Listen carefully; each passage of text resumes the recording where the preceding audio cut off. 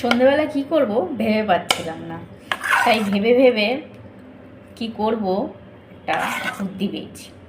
এই যে চিকেন পকোড়া করব, ম্যারিনেশন করেই রেখেছিলাম অনেকক্ষণ আগে।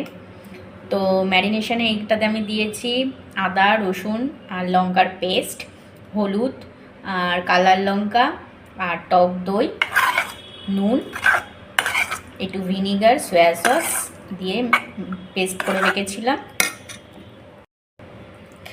আর দিয়েছি সাথে একটা ডিম, বেসন, কর্নফ্লাওয়ার। এবার তেলে ফ্রাই করব। চলো দেখা যাক পরেরটা।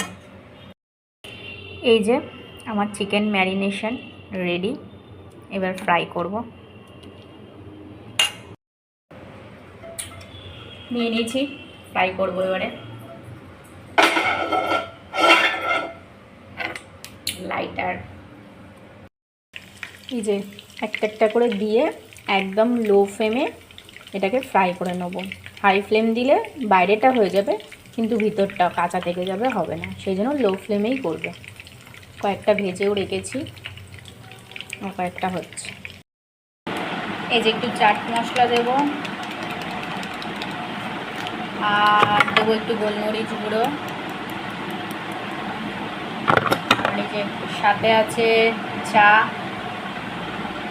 বৃষ্টির দিনে এরকম কম্বিনেশন, আমি লিকার চা নিয়েছি। কার কার পছন্দ পকোড়া আর চা।